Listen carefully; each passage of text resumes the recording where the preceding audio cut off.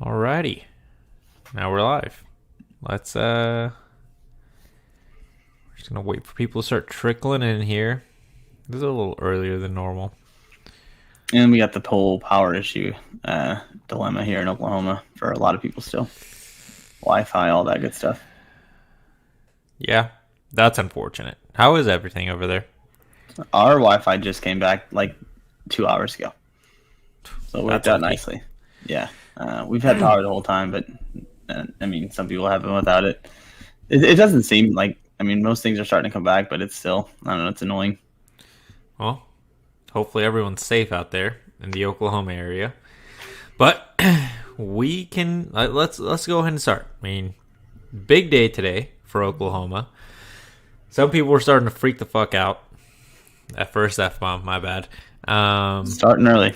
About recruitment. I guess people just expect them to commit and announce within 5 minutes of stepping on campus on Friday morning or afternoon, whenever they end up showing up. Not how it works, but it's 2 days removed from the end of Champion Barbecue weekend, and we pick up 4-star linebacker James Nesta and 3-star wide receiver, and I don't want to mess up his last name. His last name is tricky. Eric Eric is his brother. Rosie Ezukanma. I think that's as best as that's happening. Brandon, I'll start with you. You had a little bit more time. I've done a little bit of digging on him, but what do you think? James, we've talked about him for a while now. Dozie's kind of a come out of nowhere commitment. What do you think about those guys? Yeah, so with Ezunkama, yeah, I agree. I don't know a whole lot. Yeah, he kind of came out of nowhere. His brother's a Miami Dolphin. I know that. That's pretty fun. But I don't know. It's exciting to have him. But James Nesta, man, that's really exciting. That kid is. I feel like he's more of a pass rushing specialist. If you just watch his tape, the dude had 9 sacks last year, and he kind of lines up on the edge every single time. He rushes the quarterback without putting a hand in the dirt. Every now and again, he will put a hand in the dirt, but he is a pass rush specialist who can also play coverage. He's very athletic. He's 6'4", 210. So there's a lot to work with there. I'm excited to see what Coach V and Ted Roof can do with him. And Keaton Brum is without Wi-Fi, so he's dodging us. He's ducking. We're used to it. It happens. He pretty much hates the show, hates us. I think it might just be the light. Breezy. Yeah, I'm sure it's definitely the light. not stoned this time.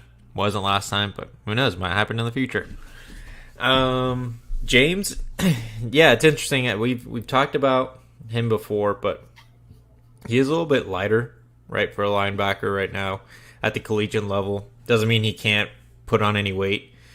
It's still a whole year or 6 months roughly before he would get to campus, assuming he doesn't stay for the spring semester of high school, which I'm not too sure about at this moment.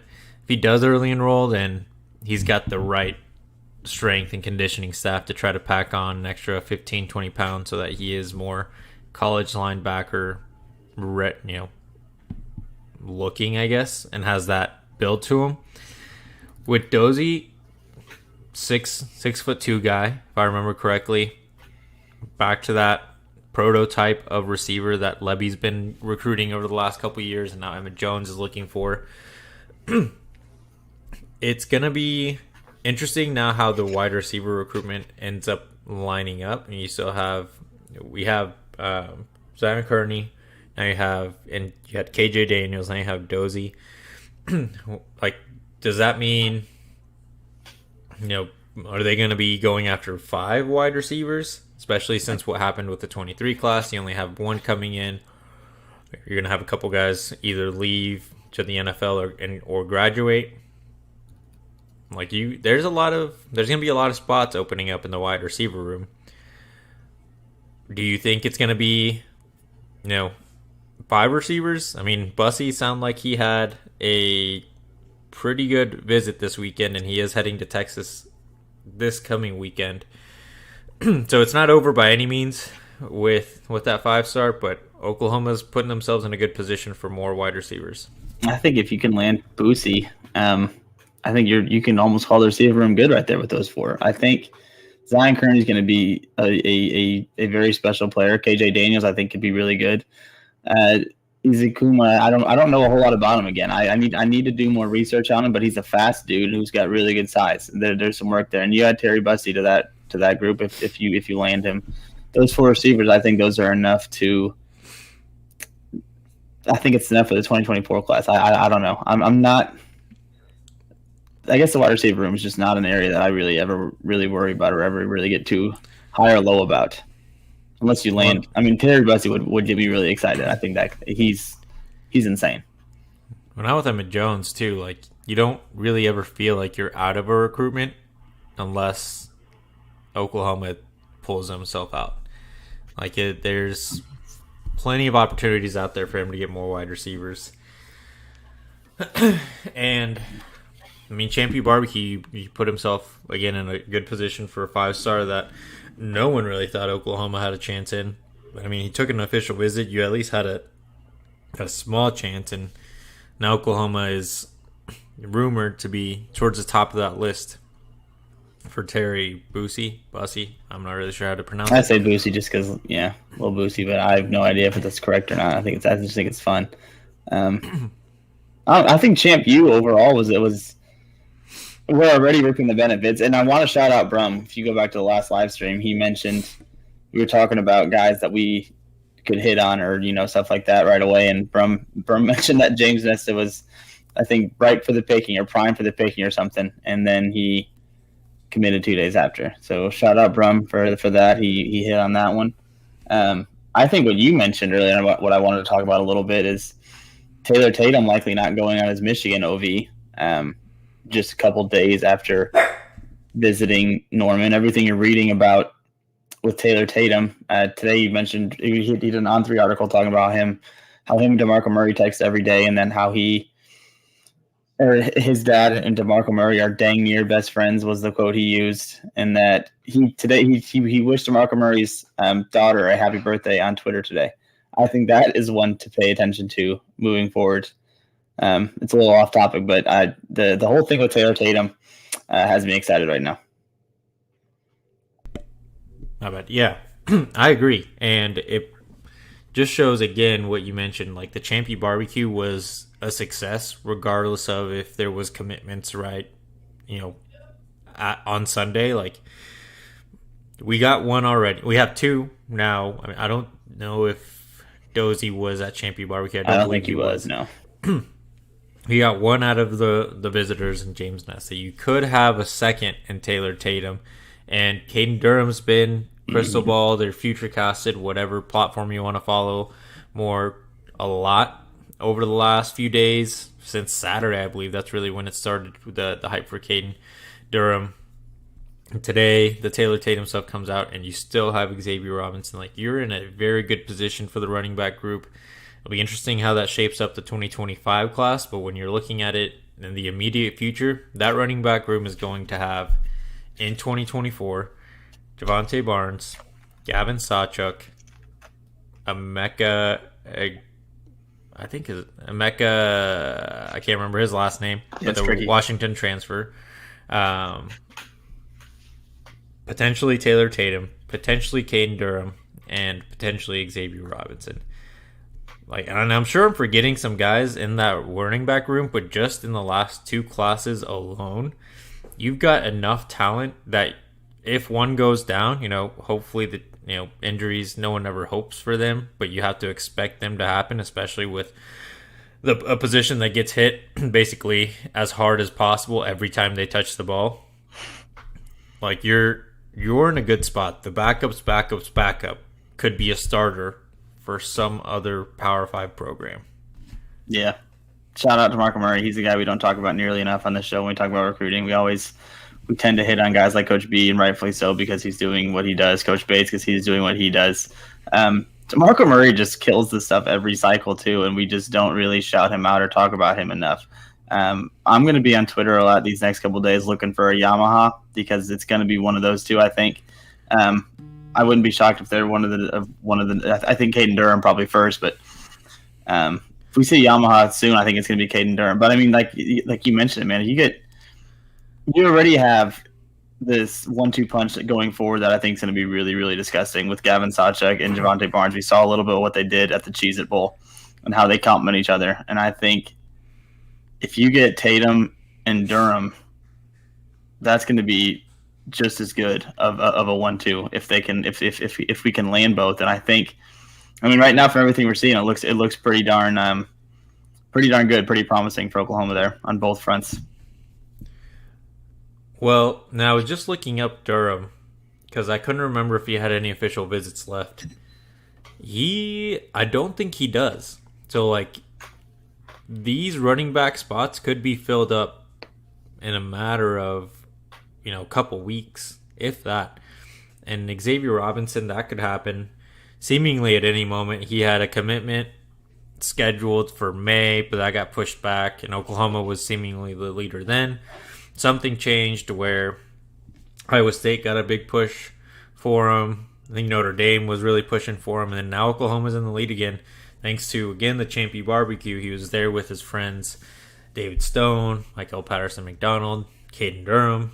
Like, this staff, regardless of if the commitments are happening as quickly as some fans may like, is going to be crazy. And yes, Les just reminded me of the two that I missed, and David Smothers and Caleb Hicks. And Caleb Hicks is a guy that's getting a lot of good praise around him from camp and stuff right now. I don't know if you watch any of the Jeremiah Hall and Braden Willis. I can't think of their show right now, but what it's called. But a couple weeks ago, they were doing an episode with Danny Stutzman, and they were talking. It was mostly about how Braden Willis, in his journey to the NFL and how he's a Niner now and all that stuff. But they asked Stutzman, who's a guy that's, kind of impressive right now in practices and stuff. And he mentioned Caleb Hicks, which I think is, again, Coach Murray is doing his stuff.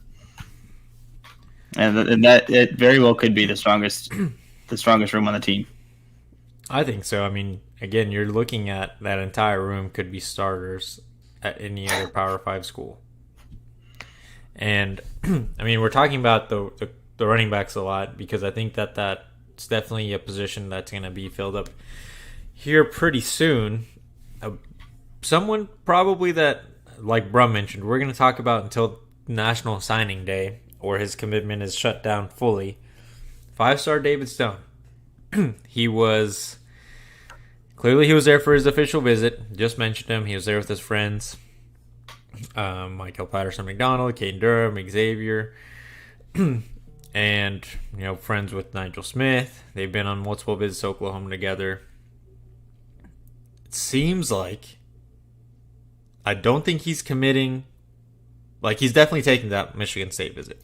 Yeah. That's not getting canceled at this point, but there's no way Oklahoma isn't extremely confident. Like, this Michigan State visit shouldn't really scare any fan, and I bet the staff is not too worried about it. They've got to feel confident after what they just did with David Stone over this last week.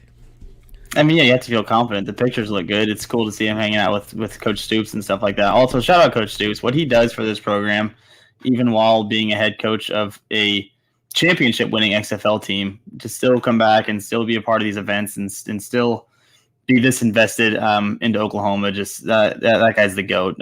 Tip of the visor to him for always doing what he does to help Oklahoma out. But with David Stone, I kind of would have preferred it, obviously, as a Sooner fan, to have it be a situation similar to Taylor Tatum, where you obviously did enough with Taylor Tatum. And I'm not saying at all that USC's out of the running here, because USC is still very much in this running. But it appears with him canceling his Michigan visit that he has enough from either USC or Oklahoma. He doesn't even care to go to Michigan anymore. So you impressed him enough, I think, to make him cancel his Michigan visit. Ideally, you would like to see that with Michigan State, with Stone, because we've talked about it forever with Stone. He has been to Michigan State a bunch too. He's been to Oklahoma more, but he's been to Michigan State a lot. Michigan State has kind of always been the thorn in our side of this recruiting process, if you will. So I think if you were able to get him to cancel his Michigan State visit, that would have been pretty much, it's over right there. You know what I mean? If he cancels that one, it's done. You win that one. Unfortunately, he's still going to that. Michigan State's still going to be tough. But going back to what you said, I do agree with you. I still think I still think Oklahoma wins. I still think we did enough on the visit. I still think it was impressive. All of that, all good stuff. But definitely wish he would have canceled the dumb Spartan visit. I agree, but I mean, it is the. It seems like that's what David's been wanting, his family's been wanting, and the policy that the staff has. Take all your visits until you feel 100% positive. He really doesn't seem to be hiding his love for Oklahoma and Todd Bates and Brent Venables and what he can be on this defense. I think regardless of what's happened over the last 6 months, I think Oklahoma's definitely always stayed towards the top, but the gap of the lead has at times looked smaller. After this weekend, I don't know if anyone can really make a surge back and beat Oklahoma. I know Miami's been a school that a lot of people have said they could make some noise in this recruitment, but that was a free vacation. And I saw it somewhere like during that visit. I think he enjoyed it, but it doesn't compare to what Oklahoma was able to do. And a lot of people, I've seen a couple people on wanting to talk about Nwaneri, so we can talk about him. Nwaneri's visiting Georgia. Apparently, he's just going on he's like essentially it's a family trip. He's going to be there Saturday and be back like Sunday night or Monday morning. Like, I mean, if he takes a visit, an unofficial to Georgia, I mean, these like it happens. I mean, I don't know. What do you think? Do you think it's really that big of a deal? I don't love it. I don't think it's great because we always talk about following the visits, and he was just there recently. He comes on the OV, going back there. I don't know. I mean, for whatever the reason might be, it's just a family visit, whatever, and unofficial, whatever the reason is. I don't. The fact that he's going back, I don't know that it bodes well. And this is what we talk about with Stone and stuff. I do think we went out in Stone, but it would be nice to win out in Stone sooner, like we've talked about for weeks now. We've held the belief that he was silently committed for weeks. I think we were wrong about that.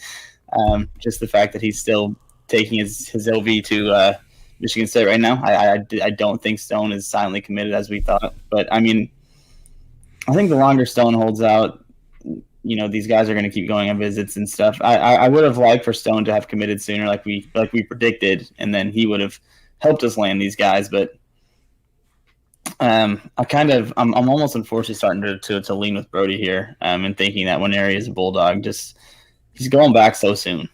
I don't love it. We'll see. You can also look at it from the Oklahoma side, right? He's been to Oklahoma more than he's been to any other campus. I think Tennessee would be rivaled his next for him. Like he's Oklahoma. Even if he takes that, it would be a 1 day unofficial visit. And like, how much can he really get done in 1 day with what he's just seen, right?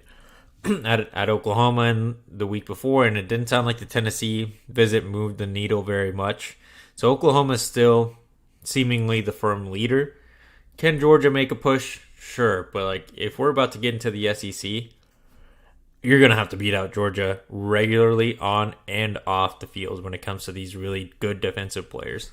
If Oklahoma can do it, one, I think that shows that this staff, regardless of position and who they're going up against, can compete and win against some of the best recruiters in the country. Two, they're headed in the right direction, and they're selling exactly what they want it. They want they're selling what they want their vision to be. Like last year, you got 3 5-stars, and we talked about it at the end of National Signing Day or early National Signing Day. 3 5-stars, 2 on the defense, which Oklahoma hasn't had it in a long time. Like the last time OU had 3 5-stars was the Spencer Rattler class when it was him, Theo, and Hazelwood. Jaden. Yeah, Hazelwood. And Spencer was the best one, but it ended up having a rotten relationship with the coaches, and he transferred to South Carolina.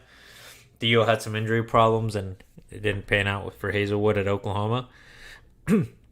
Now you have 3 guys with, one, a really good offense, I think, for Jackson Arnold to thrive in, and 2 defensive players with the best defensive mind in college football, or one of the best defensive minds in college football. Can't really, I guess some people could say Kirby Smart and that Georgia staff have maybe eclipsed him for now, but he's not going to let that happen for long. Yeah. Let's see here. Stone is here's something from Les. Stone's helping recruit Jaden Jackson before he leaves for Michigan State. So that I think his Michigan State visit starts Thursday, if I remember correctly. So that means he'll be there, probably there today and tomorrow again. And he was there Wednesday, Thursday, Friday, Saturday, Sunday. He might have taken Monday off of campus. He's everything but making the stuff official, and that's all we need to see is make it official. I just don't think that people need to stress at this moment about Stone until something like major happens. Like once he gets in, July is going to be the month for Oklahoma. June might end well, and I think we might see a couple more. But once July hits, you have a potential in a 5-star, and currently a 2025 5-star, Devon Mitchell, which we both feel is going to happen July 8th. Exactly. Marquise Easley, he's committing in early July. I can't remember the date off the top of my head. Another guy on the offensive line that could be committing soon. I think Oklahoma's done really well with Bennett Warren. I know Michigan is currently the leader, but I can't get it out of my head that Oklahoma was at one point the leader there. And the leader for Bennett Warren has changed a handful of times just in these last few months. I think for a little bit it was A&M. Oklahoma came in, it was them. Now it's Michigan. And Oklahoma, I think, could make a surge again. It's just a matter of how hard will they push, and where do they really see themselves. Like, is there someone that they think, if we lose on Bennett Warren, we can take, X guy, and he'll be just as good, if not better, than Bennett could have been in our system. Yeah, no, another guy is Justin Denson, who's committing July 1st, our 3-star DB target that we have. I think we sit pretty good with too, but I think he's a guy who's criminally underrated as a 3-star because just look at the dude's final 5. He's got Oklahoma, Alabama, Florida. I forget the other 2, but they're both, I'm pretty sure, big schools too. Justin Denson could start off things the first day of the month for Oklahoma with commits rolling in. If he decides to pull the trigger on OU on the 1st, and I think there's a good chance that happens. But I don't know. Yeah, July's gonna be crazy. I'm just looking at all these July comments, and I agree. Well, sorry. And with Justin, he is taking a visit to Alabama this weekend, I believe. And Alabama offered in the last month or two. So it's definitely a school that he has a lot of hopes for and potentially committing there. Oklahoma could definitely get Justin. I think Alabama's their biggest threat there. If they can come out of this weekend, maybe Alabama says hold off a little bit and he doesn't like it, which I doubt it because they're offering him that official visit. They must be ready to take that commitment if he chooses to. If somehow they fumble the bag there, end quotes, I don't think they're, not talking about NIL. If they don't secure his commitment this weekend, I think Oklahoma's got a good chance at getting another corner. Someone that we don't really talk about and haven't talked about since he committed is Newcomb. He was there for his official visit as well this weekend. Who committed so early in the cycle? It feels like, he's like an afterthought at this point, but you're right. He was the first commit. And maybe it's just because he's not very active on social media and people kind of forgot about him, but he's also another very talented defensive back that Oklahoma's got in this class already, and you've really got to look at this defensive class itself is going to be very good. He's out of the state of Washington too, isn't he? We've obviously had some success out of Washington. Who? Newcomb. No, he's here in Arizona. So I think Arizona. Okay. Yeah, he's gonna try. I'm gonna try to catch some games. I think he's in the Queen Creek area, so not too far from me. Speaking of moves and stuff that I think we should talk about just for a little bit, at least for most of us Oklahomans, how cool is it that Kevin Sperry is coming to Carl Albert to play for a couple seasons of high school ball. That is just I loved it. I mean, I think it clearly shows his commitment to the program in Oklahoma, being because one of the biggest reasons that he cited for wanting to do it is being 25 minutes from campus now. He can be on campus anytime and help with, recruiting visits and stuff like that. I think he's going to be big, even in the 2024 class, maybe a little bit, but he's going to be big as far as recruiting that 2025 class guys, just being so close and being kind of he's the quarterback. He's the leader of the recruiting class. I think that's going to be big for us, and it's just going to be fun for us Okies to be able to head up to Carl Albert, who's a pretty darn good team, and watch him play on Friday nights. I think it's a huge team move on his part. I love that he's doing it. I'm pretty damn excited to see good old Kevin Sperry play at Carl Albert. The offensive side for 2025's recruiting class, I think, is going to rival the potential of this 2024 defensive group, because you already have a very talented quarterback who I don't know if he's ranked yet, but with what he's shown, could be a highly rated 4-star, even a 5-star guy. You've got Grayson Harris, who I believe at this moment is a 4-star. You're in position for like 5 high-rated 4-stars and 5-star wide receivers already. I don't know what the running back room is going to look like or situation in 2025 is going to look like, depending on how this 2024 class goes. There might only be 125 running back. Then the offensive line, like, they're already starting to pick up steam. There was a 2025 offensive linemen visiting this morning and yesterday, I believe. One of them was the number 5 tackle in the country. Just can't remember the name off the top of my head. 2025's offensive group is going to be nasty. And I agree. It's going to be tough to beat. It's going to be fun. I'm going to be watching some games for sure. Here's a question from our boy Jimmy. Will we finish with a top 25 recruiting class? Top 10. Top 10, my bad. I think the class went from 48 to 36 just with these 2 recent commitments today with Izakuma and Nesta. I think they jumped. I think they climbed 12 spots. And it's going to continue to climb, obviously. I think they're going to start rolling in July, as we're talking about. I think by mid-July even, maybe even second week of July, probably mid-July, I think the class could be comfortably 20, maybe low teens, and by the end of it, it's definitely going to be in the top 10. We predicted, kind of like Les is saying here, 5 to 8 by the time it's all over. I still think that's probably the number, somewhere in that range. I think at worst case you're 10. It's just like last year where it started off slow for whatever, and it's probably just the philosophy that we talk about with Brent Venable and stuff, the way he likes to do things. It moves a little slower, but it's definitely going to be a top 10 class. Yeah, honestly. Yeah, I'm about to text him. Maybe he's ducking us and he has Wi-Fi again. Yeah, you have Wi-Fi again, bro? You want to join us for a little bit, bud? Let me see. I'm trying to think. The 2024 rankings right now on 247. Because I think if you look at the class itself, okay, Michigan's got 22 commits already. And they're at 261. I think last year, Oklahoma ending at number 4.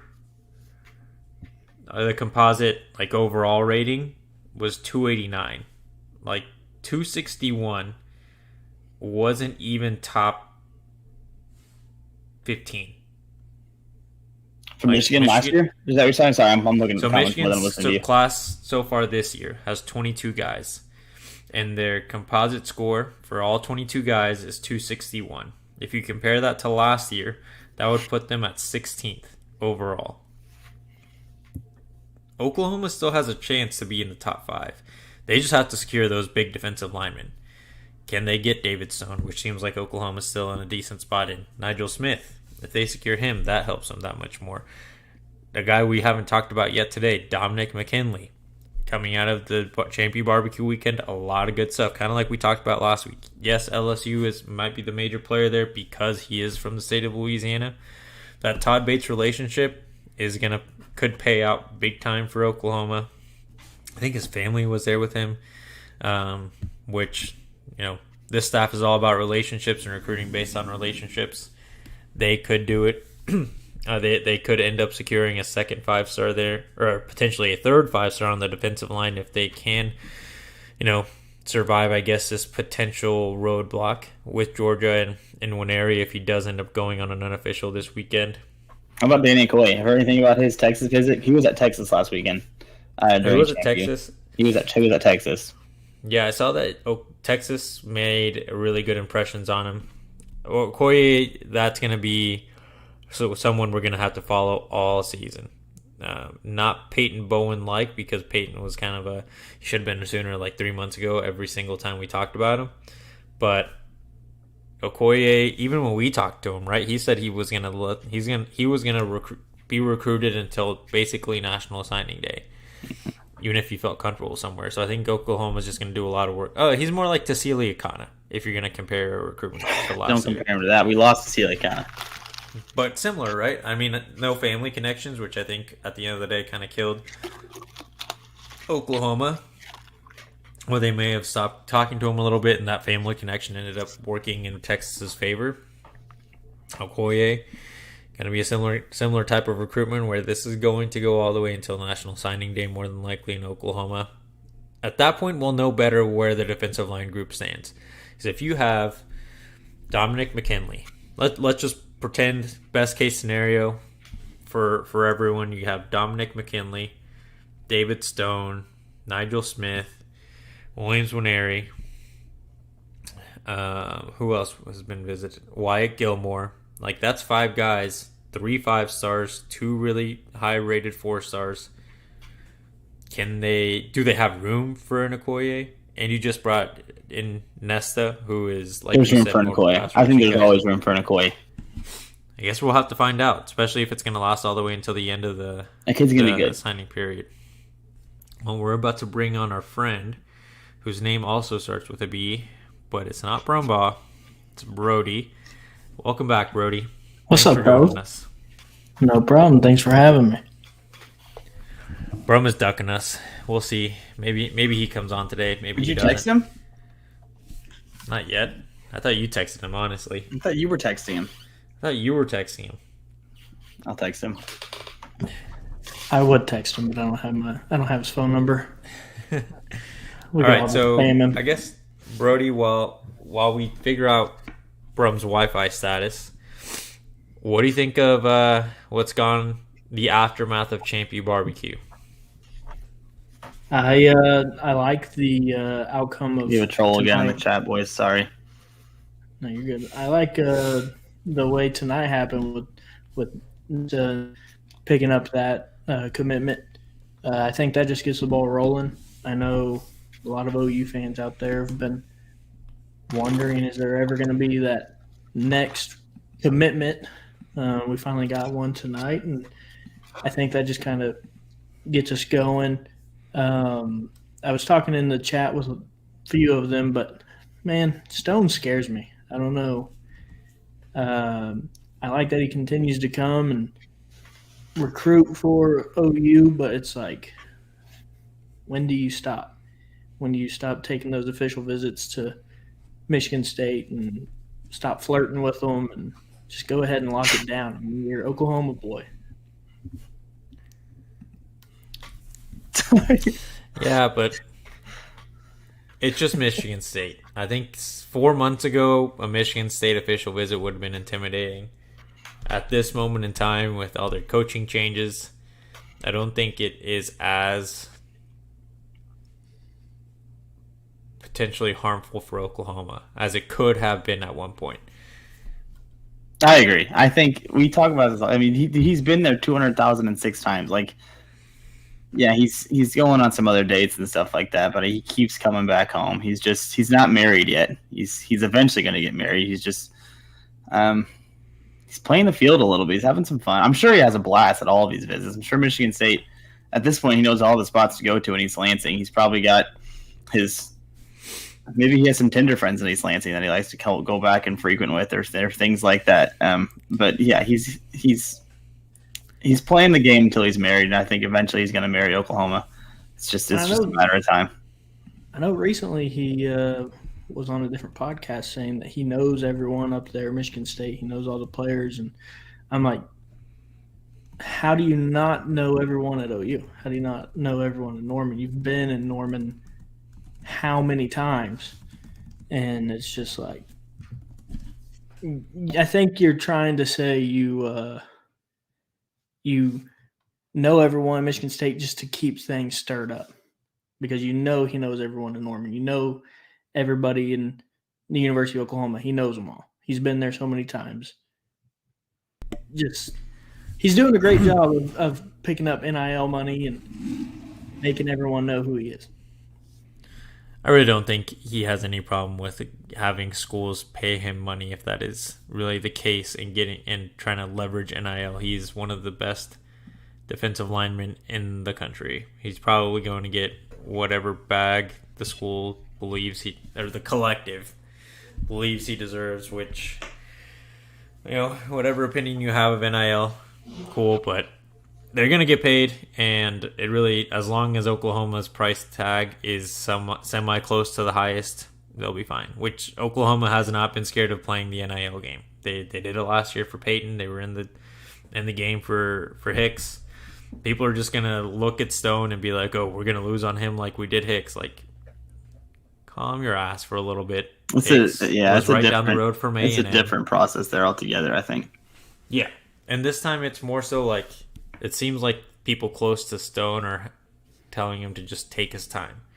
While when you think back to Hicks, it was people close to him, seemingly his dad, was pushing him towards A&M, while it sounded like his grandparents were asking him to go to Oklahoma, if that's where he felt the most comfortable. It ended up being an A&M, fine, but Oklahoma's got a chance for a lot more 5-star defensive linemen. And the fact that we're in those conversations so quickly, even after a 6 and 7 season, you got to be pretty happy. You just got to secure them, and I think that's when Oklahoma fans will start to relax a little bit and not think that the world is falling at every moment. Is the world falling if you only secure 2 of them? Say you only get David Stone and McKinley, and you lose out on Nwaneri, then is the world falling? Oh, I'm sure someone will think it is. There will be a lot of them saying it is, but when was the last time you got that big of 2 defensive linemen? You got PJ last year, who was a 5-star on the D line. He was the only 5-star. 2 guys that are highly rated like that. I don't think that's happened in history. If it has, it's been a little while. So if you're going to say the sky's falling with that kind of those 2 pickups, then you're just a sky's falling kind of person at that point. That's a good. Does anybody know that? Has Oklahoma ever landed 2 5-stars in one recruiting class on the defensive line? On the defensive line specifically, I'll have to do some research, but I wonder if anybody watching knows that just right now. But with Stone, how do you feel about Durham? Do you feel like he's a tuner? Maybe not yet. I think LSU is going to make it tough, but it doesn't seem like. I think at this point, you just got to wait and see when those commitments are going to happen. If they, similar to Stone, and I think Drum may have said it in their last OU Insider thing, until Stone will more than likely, because he's such a big name and prospect, he's going to have a big live on 247, maybe Rivals, and it's going to be more of a, I guess, there's going to be more pageantry around his commitment because he is such a highly recruited guy. I think if you're going to get any surprises, and I think Caden Durham might have the similar effect because he is one of the better running backs in the class. If there's going to be any surprise commits, just like on Twitter now, might be a guy like Michael Patterson McDonald's, which if he commits anytime soon, big for the David Stone front, and I think just as big for the Caden Durham front. Xavier Robinson probably going to come out of nowhere kind of thing. Might say, like, I'm committing this day on Twitter and, have a thing at his high school. But those big guys like McKinley, Stone, Nwaneri, we're going to see those on a platform doing a live with, like, a Will Fong or Drum and Thune. I don't know. Whoever they're closest with, or I don't know how exactly those work if there's only one place where they do those things. I think if you have Caden Durham, if you have him leaning towards OU, if you have Xavier leaning towards OU, you have to – I mean, just with those two, I think you have to say OU's like pretty big lead with Stone. And then you just throw in the other one you just said, and I just blanked on his name. The safety out of Westmore. I mean, you throw him into the mix. McDonald. Yeah, and if you throw him in the mix, I mean, it's almost a lock that you're getting Stone with those three. Yeah, no, I mean, I don't know. We felt Stone's been a lock forever. He's just really making us wait, boys. The three of us have talked about Stone being a Sooner for months, and it's just like. But are you excited for Sperry to move to Carl Albert? You check some games out. No, and yes, I've got a brother-in-law that is a Carl Albert graduate and has a couple of rings of his own, and I have to listen to that way too often. He picked up a couple of rings with splinters in his butt, but I still got to listen to it. And so I know Sperry and the talent they're getting there at Carl Albert, that there's more rings coming for those guys. And so for that purpose, I'm not that big of a fan of him coming to Carl Albert, but I'm glad that he's coming to Carl Albert because he's 40-minute drive for me to go watch him any Friday night. Who do you guys think commits next publicly? Caden Durham. See, I think Durham is a commit, like, maybe the end of the week. Yeah, Caden Durham, I think, is next. Just, I mean, like you said, like you mentioned at the top of the show, how it was like the crystal balls are coming in, the future cast, whatever platform you look at, it seems like after that Champion Barbecue, each platform seemed to post one, and they're all like with a 6 or 7 high confidence. Like they're all feeling pretty confident, and I don't think that just comes out of thin air. I expect, like I said, I think if you're on Twitter and you're looking to see something, I think set up your alerts for Coach Murray's Twitter. I think Yamaha is going to be the next coach tweet that we see that really says it's a commitment, and it could be Taylor Tatum, like Les and Jimmy are saying. I'm okay with either. I think Taylor Tatum's the home run one, I think, here, because although I think Oklahoma is starting to lead in it just from everything you're seeing, Southern Cal is very much in this still, and unfortunately, that guy has built a relationship there too. But I think with Caden Durham, it's a matter of time. And again, shout out Brum, he's been adamant about that forever, saying we're going to get Caden Durham, and then that's starting to look real good. But I think if it's Taylor Tatum, I'll be more excited, because that one there's still a little bit of a fight for it, seems like. I think it's got to be the running backs, all of them, like Tatum, Caden, and Xavier. I think Xavier is the only one with a visit left that is publicly known. I just looked up Caden. Oklahoma was his last official visit. That's currently scheduled. So if something big would have to happen, more than likely for him to schedule another one with such short notice, and sometime in July. Like LSU would have to make a huge push that would somehow overtake Oklahoma after the huge surge that Oklahoma just made. Taylor Tatum just canceled his Michigan one. That was his last one on the books, and he was going to make a decision after that Michigan visit. Another big thing. Shout out this baseball. This is that's a good point that I didn't even think of. But that's a fact. We haven't talked about it, but yeah, baseball was a big selling point because Kyler Murray did it, right? When he was at Oklahoma, and that was USC and Lincoln Riley's selling point. We've done it with Kyler Murray. But apparently, from what I've understood, it was a lot more flexibility from Skip and his staff. and making sure that they were able to accommodate around the football schedule and not vice versa. So even though Lincoln Riley was the coach for Kyler Murray at Oklahoma, Skip was the one that was really the orchestrator and making sure that was possible for Kyler Murray. And that was a big selling point apparently for this weekend for Tatum. He's going to Skip is going to put him in a position where he can play both. I guess baseball is like his first love when it comes to sports. So like that, him being close to home, being able to play baseball, and family being comfortable with the coaching staffs. Oklahoma hit a home run. Like it doesn't matter who comes first. It's going to be Caden or Tatum, and then the other one I think follows quickly after, and Xavier Robinson finishes it off. Is Tatum not getting that same opportunity to play baseball at Southern Cal? Yeah, but I think the relationships that the coaches have built with his family are what has put Oklahoma potentially over the top, at least as of right now. Things can change. If he commits, he could commit tomorrow. He could commit in 2 weeks, and I think that's really who can close first. What's Southern Cal's baseball team like? Probably awful. I mean, I don't know anything. The rest of USC athletics, awful. I can't think of anything for Southern Cal baseball. I mean, you can come to OU and you have a chance to make to the College World Series. At least a chance.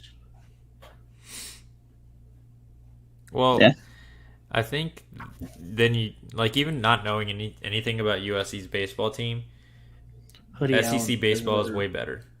Yeah, Hoodie than Allen Big Ten heading baseball. to the USC is ass at baseball. So It's probably right.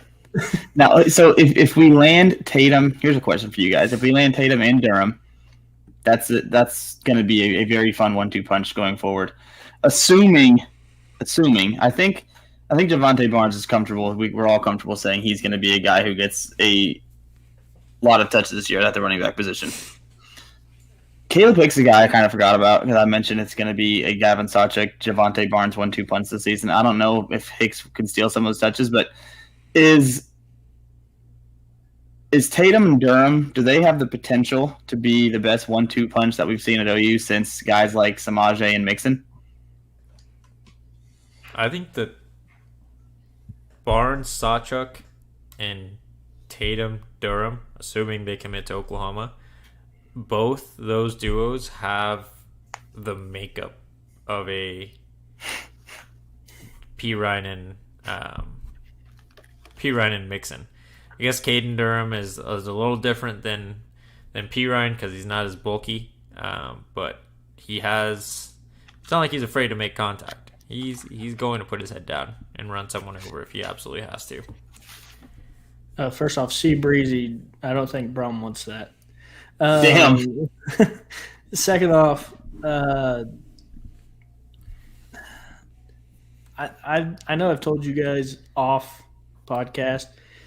I have a hot take that some of your listeners might really call a hot take, but I don't know if you see Sawchuk and Norman for too many years. I know we've had this argument, but I just feel like the transfer portal takes Sawchuk. You guys call me crazy every time we talk about it, but I like Javonte's number one RB. And then, I don't know. I think that RB room is a little too deep. I don't think Brody watched the Cheez-It Bowl. I don't think he did. No, I did. I just don't think it makes sense. It makes no sense. I'm with you. If you're right in a couple years, we'll look stupid. But I think there's no. And I don't think. We have Javonte Barnes for 2 more years, and Both then of them. he's gone. Sawchuk, I don't know. Call me crazy, but I don't see him sticking around. You've had no support in this backers theory yet. yet. I knew I knew I wouldn't. I mean, I knew I wouldn't. It's a crazy, crazy hot take, but If you're going to point at any of the running backs that might at some point have to enter the portal because of playing time, it could be Smothers, because he was highly recruited out of high school. The North Carolina connection was something that Oklahoma had to fight a lot against to try to get his commitment.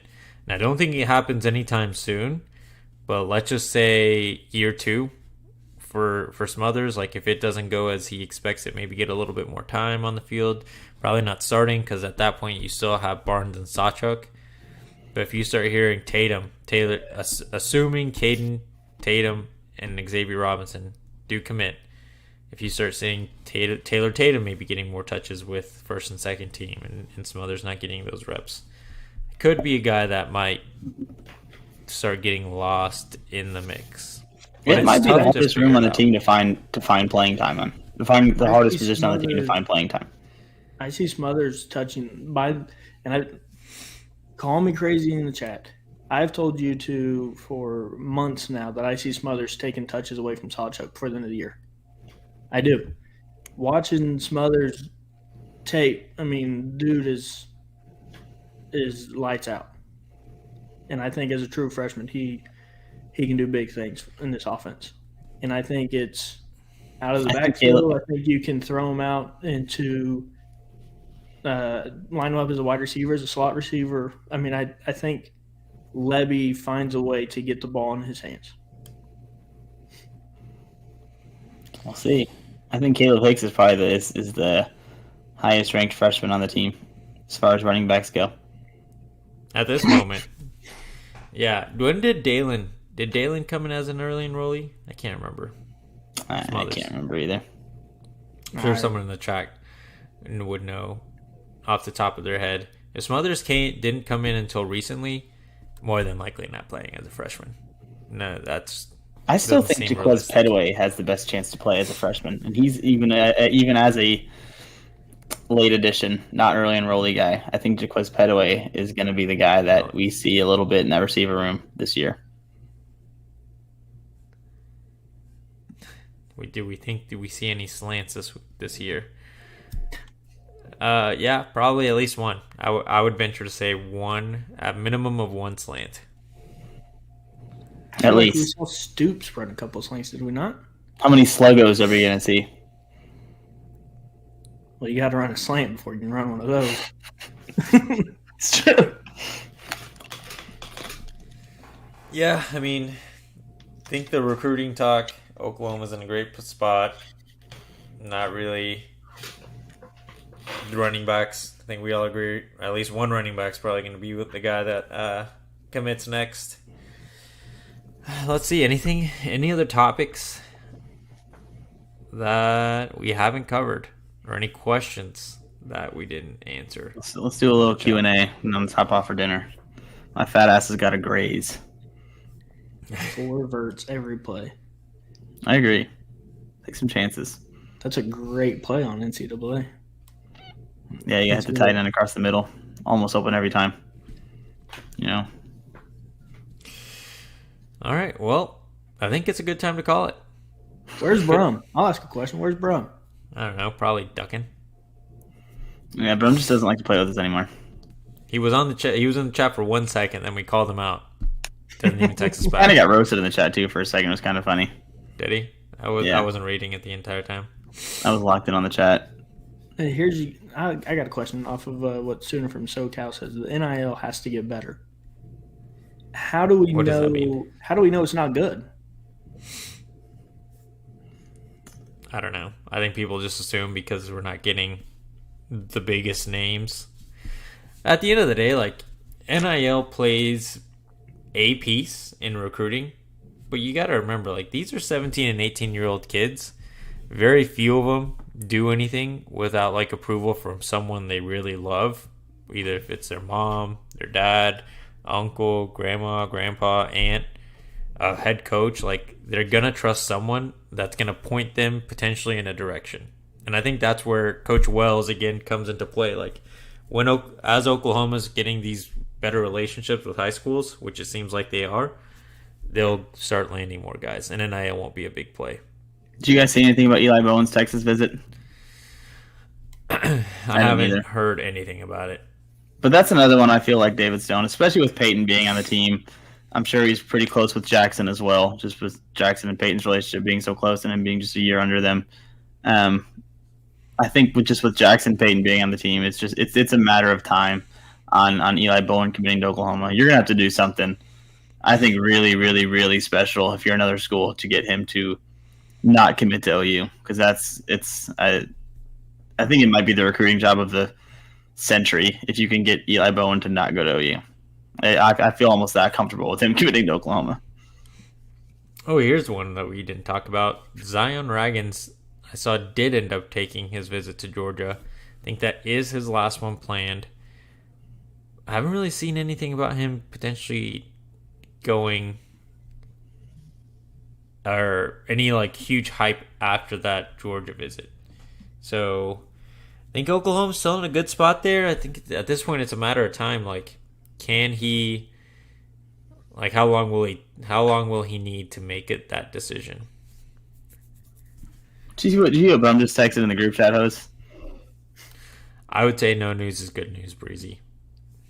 Yeah, no, I agree. But anyway, Brum just texted the group chat as we say we're about to sign off. Says, "Oh yeah, now I can hop in." See, he's a two-plane sports hater. He hates us. We'll stay on just for Brum. We're gonna stay on for a little bit longer just so we get a little Brum appearance. And plus, Brody has been wanting to meet Brum for a while. So if you want to go grab some, could be fun. Dinner, Brandon.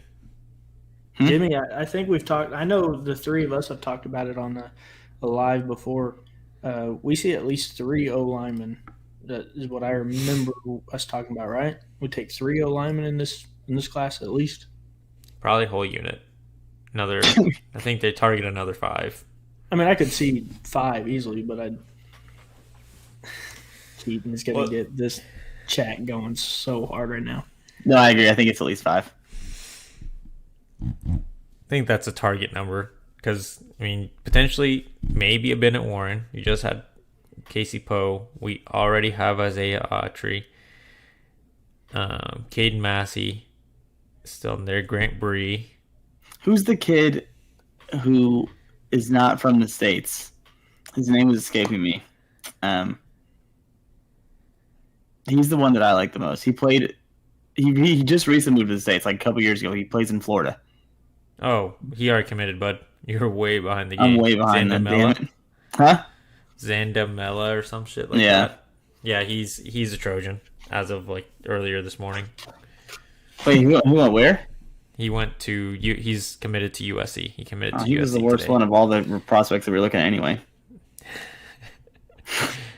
I want to say we said 3 was like the minimum that we're taking this class. 10 minutes, Jesus. All right. Sorry. Yeah, 3 probably the minimum. Brandon or Brum is just, it's like he's crawling to the door at the moment. But we'll see him soon enough. He went to Brum's Trojans. Yes, he did go to Brum's Trojans. Wesley, big OU fan, I can tell. Let's see here. Well, I guess we can just stick around for 10 minutes until we see Brum. 10 minutes, Brum? That's what we're saying, dude. Yeah. Okay, well, I'm going to go grab some food real quick just from the kitchen. I'll be back in a bit. Boys, you guys carry on while we're waiting. Bye. Sorry, see you. Didn't mean to remove you so quickly. See you later. All right. It's Hose and Brody show. Let's see here. I'm trying to think of other recruits out there this weekend. Oh, Wyatt Gilmore, 4-star defensive end from Minnesota. Seems like Oklahoma, I think, took a lead there. We've got that was one of the guys I thought would commit here in the next 2 to 3 weeks after the Champion Barbecue. I mean, I know we kind of talked about Stone with you a second ago. Do you think that there's really who do you think commits on the defensive line group? I think some people might disagree, given your crazy takes today. I think like I said in the chat earlier, Nwaneri is I I have a bad feeling that he's a bulldog. Um, I feel like he's for sure leaning towards Georgia. Um, I still, as much as it pains me every time he takes a visit, I feel like Stone is a Sooner. I think he stays in the state of Oklahoma. Um, I believe who we got? We got Nigel. I feel like if I had to put 1 to 10, let's say 1 to 10, I would say Nigel's probably 6.5 right now. 6.5 to 7, leaning towards OU. Stone, I feel like is more like an 8 towards OU, but at the same time, he still enjoys riling up people on Twitter to sit in bed and just scroll through Twitter and see people going crazy, you know. Nwaneri, like I said, I'm if I had to give a number on the chances that he's a Sooner, I'm going to go a 3. I just don't feel good about that one at all. Who am I missing?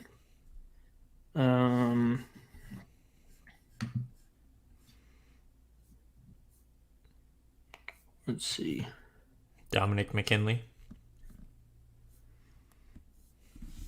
See, McKinley's one that I'm gonna be completely honest. I have not followed very much. I would have to take whatever you say on him. I just have not done a whole lot on his recruiting. Who's he down to? McKinley. McKinley released the top 5. Let me check his Twitter real quick to remember. Oklahoma, Texas, LSU. Let me double check here. It's all right. Sure, someone can help me out here in the chat. Dominic McKinley. Here we go. He narrowed his list down to Oklahoma, Texas, Ohio State, LSU, Georgia, and A&M. His only planned visits right now, though, were to Ohio State, beginning of January, A&M the weekend before the Champion Barbecue, us this last weekend. He's got his Texas visit this weekend. Apparently, LSU, Georgia, and Bama are all fighting for that 5th spot for the official visit. And as a reminder, he can take more. He can take visits to all of them if he decides to. He can. It just has to be on his own dime. No, official visits he can take after July 1. You can take more than 5. Okay. Is that a new thing? It was passed about a month ago or so. Okay.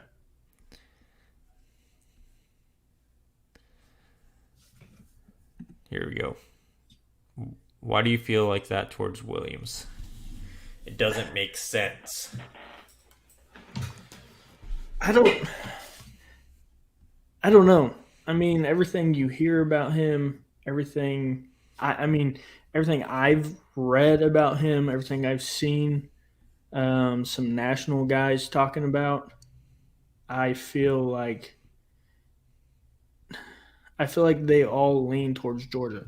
Maybe that's a recency bias. Maybe everyone feels like because Georgia's the number 1 defense for how many years now, they're just going to get the top guys. I don't know.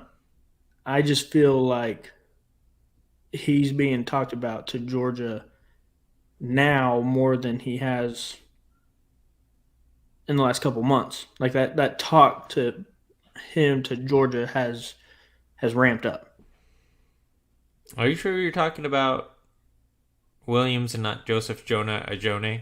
Which I might be getting mixed up now that I'm saying this. Now that you're bringing up Joseph, Williams is the 5-star out of Kansas City. Also, is coached by No alum. Played with Caden Green. Joseph Jonah Ajone is out of Texas. 4-star. Ajone's out of Texas. Okay, yes. Joseph, yes. Ajone's the one that I believe is Bulldog. That's my fault. He's a Georgia Bulldog. Yeah, no. Okay, so William Nwaneri is from Kansas City. He is one that now that I'm on the same page with you here, he is one that I feel we still have a shot at.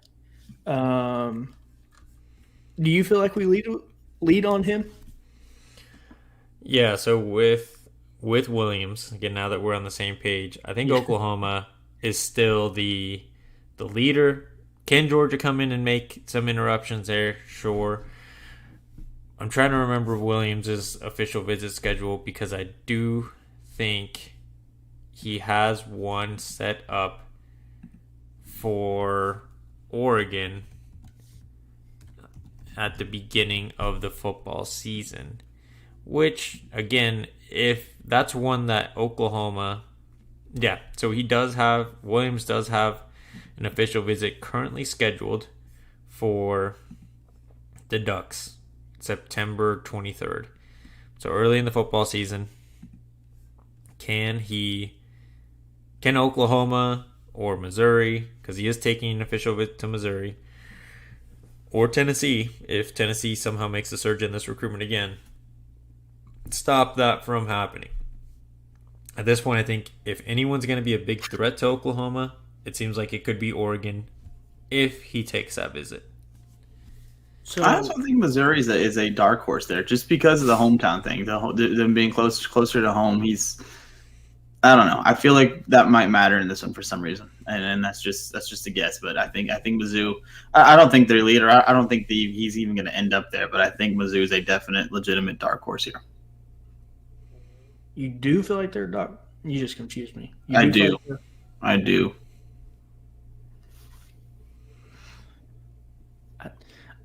Unless he's got like family member or girlfriend or something trying to push him to Mizzou, why would you go to Missouri at this point? Missouri is very good at keeping in-state players. I mean, the most recent guy that Oklahoma lost is Luther Burton, 5-star wide receiver in the 2021 class, who was committed to Oklahoma for like 6 months. They've been good at keeping their in-state recruits. I mean, since they've made it into the SEC, because I mean, you look around where they're located and who do they have to fight for in the SEC? I mean, there's really nobody up there that they have to worry about taking from Kansas City. But now Oklahoma's starting to make that a hotbed. You get PJ. It's the Lee Summit North, the whole Kansas City area. It's going to be a pipeline to Norman. Breaking news, everyone. We got huge news. Huge news. The third regular host, Jacob Brumbaugh, finally made it back to fucking humanity. Finally, bro. Where the hell he was. I got my dial-up internet to work. Can you hear me? Thank God. Yeah, we can hear you. You look cute. Yes. Thank you. I appreciate it. You too. Thanks, babe. What's up, Brody? bro? I don't think we've ever met. How are you doing? Pretty good. How are you? Oh, can't complain. Just another day living the dream. Finally got everything to work. All right, bro. Welcome to the show. What are your initial thoughts on the Champion Barbecue takeaways? Oh, man. It was obviously, people are hoping for an instant commitments, like Florida's been on a tear lately. But Oklahoma's just heating up with Nesta committing and the wide receiver committing. It seems like, one of the biggest takeaways is potentially two sport U is coming back for Oklahoma with a particular recruit and potentially Taylor Tatum. It seems like it was well received. I mean, the fact that David Stone was there, Nigel Smith, Jay Sean Rouse, there's a lot of talent on campus. And there's a reason why it was one of the most anticipated recruiting events for Oklahoma. I think over the next 2 to 3 weeks, we'll see what happens. I think Steve Breezy also recommended that you guys mud wrestle and also rap battle. I think Breezy just he wants to see a fight for some reason. I think I'd be more intrigued by a rap battle than mud wrestling. It wouldn't be good. Just to be honest with y'all, I don't think either one of y'all can do well in a rap battle. Oh, there's no way I could.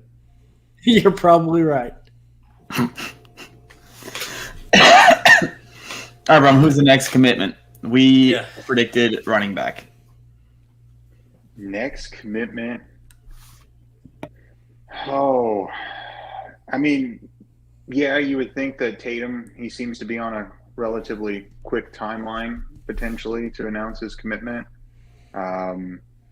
Someone that you would hope. I don't know. I don't think it's David Stone. Could it be a Xavier Robinson potentially, the running back out of Carl Albert? He could be one of the soon to announce. I think also Michael Patterson McDonald could be up there as well. I think he's got his official to Houston coming up. Is it this weekend or late this week, I want to say? I feel like his commitment announcement will be coming relatively soon after that. I mean, I think Tatum's a safe bet, but just to be different, I think Michael Patterson McDonald is going to be – I think it's going to be quickly after his visit to Houston. He's going to make his decision. I feel like Oklahoma's in a good spot. I hope you're right, because that bodes really, really well for Stoney. And so far, post weekend, you have one right name.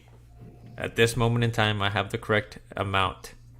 I double-checked. I said 2, but you had James Nesta. All right. Hey, are you looking at our mock class? No, I was talking about from last Thursday's video, I believe it was, when we were talking about who commits next.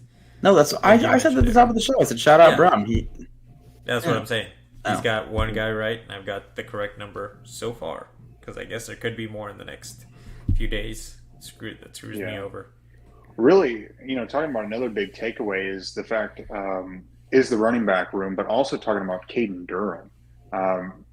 He's getting a little overshadowed by this momentum with Taylor Tatum, but for a while there, it seemed like all the momentum was on LSU's side with Durham, and then they bring him in for a long visit. DeMarco Murray and Jeff Levy and Venables really seem to have sold him on the idea of Oklahoma. The question will be is, I don't believe, and you guys might correct me, but I don't believe an official is set up to LSU. If it isn't set up here relatively soon, he could be announcing his commitment at some point in the near future, I would hope. Yeah, I double-checked earlier, and Caden Durham's last visit that is currently scheduled is Oklahoma. So there's nothing on the books for the future as of now. Senator from SoCal, at the end of the day, you are right. We are not NBA champions. Only one team was, and I don't know if they would have beat the Nuggets the way they played and how good they are. In your defense, neither is any team from SoCal. They're not good either. That is true. The Heat suck too. I agree. The Heat do not suck. Yeah, they're. I got a question. What do you guys think about Jason Witten coming and being part of Champion Barbecue? Did you guys see that? I did see a picture of that, and I thought it was cool. It's the thing that, like, to be honest with you, I don't know why he was there. That he doesn't. I don't think that he has. His son was camping there. Do what? His son was at camp. Oh, never mind. That makes sense. Okay. But, I mean, yeah, it can't hurt to have old Witten running around. That guy used to be pretty decent. I mean, I remember when he was tearing it up with the Raiders, best point of his career. Someone argued the Cowboys' tenure was decent. I just thought the best point of his career was probably when he was commentating for one season. I forgot he even did that. Yeah, I mean, it's cool. I think it's cool he was there. I thought it was pretty cool that he was there and didn't mind taking a couple photos with some guys.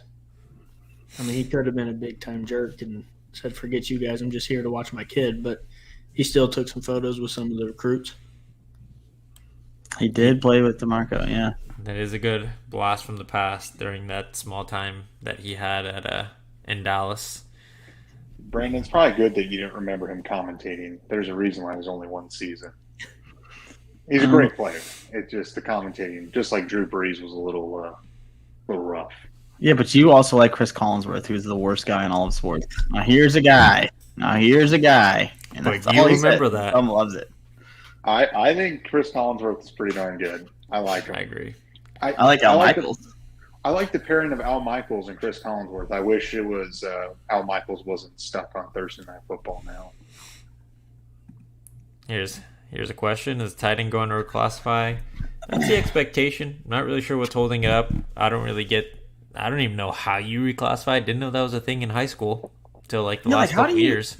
How do you finish your classes and stuff? Because does he just somehow accelerate all the required classes and takes them quicker and finishes high school? Or how does that work? Well, you start taking some collegiate courses, and instead of electives, you can take core classes. So, back when I was in high school, I took arts and PE to get 2 easy A's. You're not doing that. You're trying to reclassify. Yeah. I failed art in 4th grade, or was failing art in 4th grade, but I made the rally. Man. You remember when you were scraping by in biotech? God, dude, do I ever remember scraping by in biotech? That was freaking brutal. Oh, here's a crazy story, kind of on the same note. Do you guys see the quarterback that committed to Ole Miss this weekend? Who's 8 years old? Who is 16 years old? Yeah. Wild. That's crazy stuff. So we talked about that. Hose and Brandon, we talked about it this weekend. And Hose, you said that you just saw that he had just turned 16 and got his driver's license. I heard. No, I was just making that shit up because when you were a sophomore, you had just turned 16 and gotten your driver's license. I heard yesterday. I can't remember what show I was listening to while at work, but I heard that he had just turned 17. And 5.14 GPA. He was homeschooled. That is what I don't understand. I taught at a public school for 2 years, so I can kind of understand how to reclassify. But how in the hell do you get a 5.14 GPA and graduate high school in just a year and a half? Don't you just have to take AP classes and shit, and if you pass those with A's, it weighs higher than a regular course or whatever? See, in Oklahoma, you can't get any better than a 4.4 or 4.6 or something like that. No, AP classes count as 6 GPA points. I don't remember. It's been a while, but there's a reason. There was a kid in my class that had a 5.1. Yeah, I think the only reason why you would do this is just for the NIL money. I don't really get the point of being 17 and skipping years in high school when you could stay for a couple more years and get developed. Speaking of Ole Miss quarterback situations, you guys see Ole Spency Poo? Isn't he leaving? Is he leaving?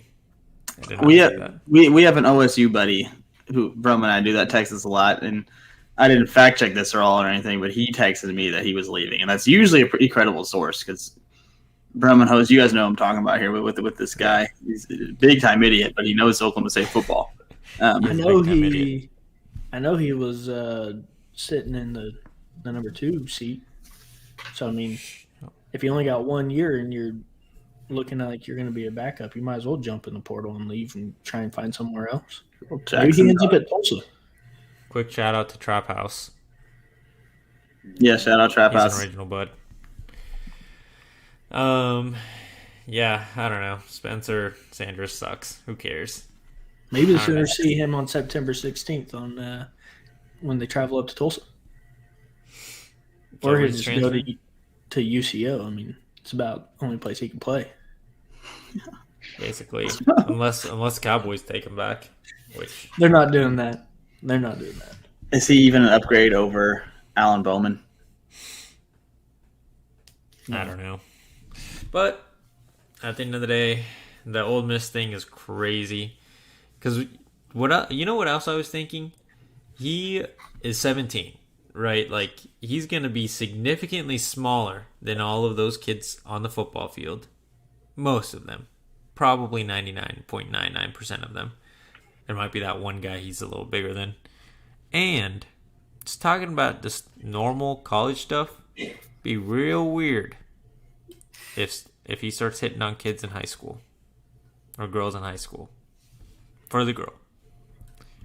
And it's just a weird. I don't know why someone's letting him go. Bro, I'm wondering though. You said it could be for the NIL. Who's going to pay a 17-year-old who's not going to touch the field NIL? Well, but the thing I will say is kids graduate at 17 years old in a normal graduating class. They're just younger, like summer birthdays in August and stuff. And, you see that people – I don't even think most of the 4s and 5 stars that graduate in their normal classes really see the field a whole lot their freshman year. I mean, we saw quite a few 4 stars didn't really play a whole lot for Oklahoma. And I think it's just getting them on campus. And I don't know. I mean, I don't understand why you'd have any other motivation other than getting paid before more rules and regulations and stuff get slapped on NIL probably over the next year or two. That's my theory. There's really no other reason why you would want to do it, in my opinion anyway. I mean, if you just finished your freshman year of high school, did he even start for his homeschool football team? I mean, my question is because he flipped. Correct me if I'm wrong, but he flipped from Florida, right? He was a Florida commit, yes, and then he goes to Ole Miss. How do they find these guys? What's he doing? Is he traveling to camps and they're seeing him at a camp, or I'd never heard of his name. Well, is he a freshman? Did he play? He's a sophomore. He's going a sophomore. into junior year. Yeah, going into junior year, right? Yes.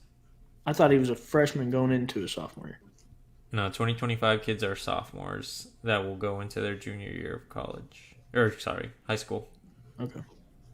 Yeah. But again, I guess we're over here getting excited about Devon Mitchell and why is he reclassifying? Probably to play with Michael Hawkins. But again, he's a younger guy. I don't know if he contributes day one. I think another interesting component about this weekend while Champion Barbecue, I kind of started thinking about it, is not just what happened at OU, is what's happening elsewhere. With Danny Okoye going to Texas, it seemed like that visit went well. Are you sure you didn't watch the show? No, I have not. With the lives? We brought up that too. I asked Hose about Danny Okoye's Texas visit, and he said the same thing. It went well and stuff like that, but yeah. And then Williams Nwaneri, how that actually went to Tennessee, and then he's gonna. It sounds like he's going to do the Missouri visit. I don't know if Georgia's having a visit or whatnot, and that one's getting interesting. I don't know. There's a few targets out there. Brandon, I thought you were supposed to text Koye. Do what?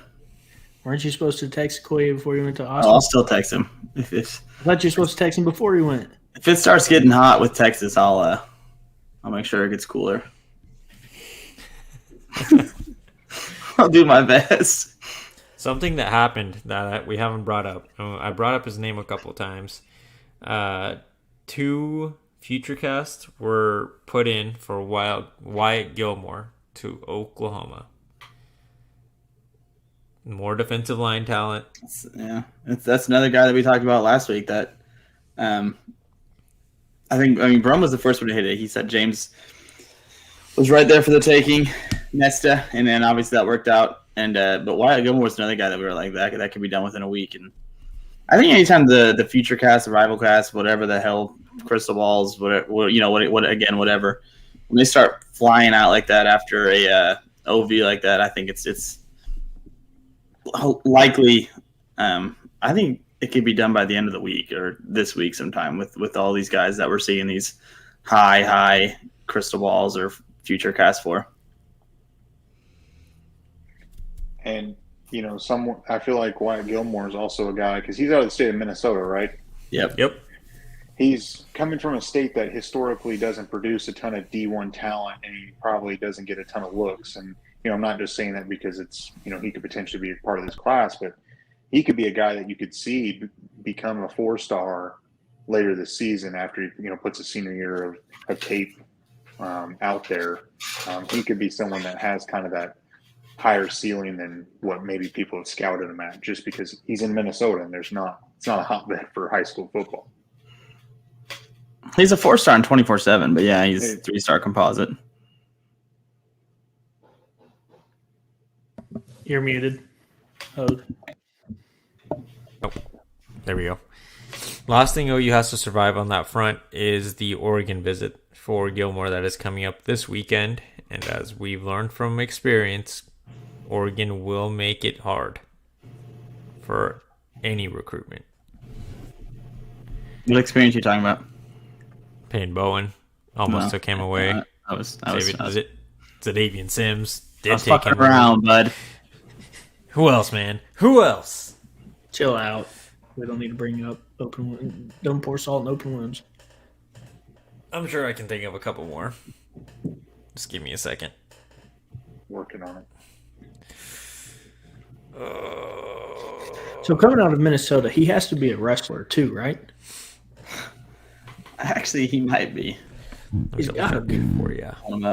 I mean, he's either a wrestler or he plays hockey. He's got to play one of those two.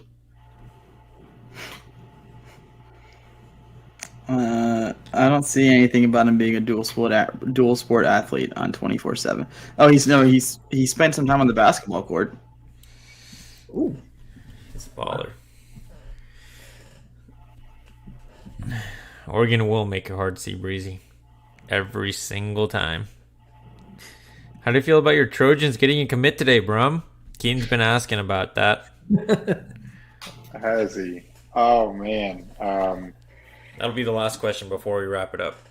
Man, I'm pretty pumped. Good for them. They're rolling.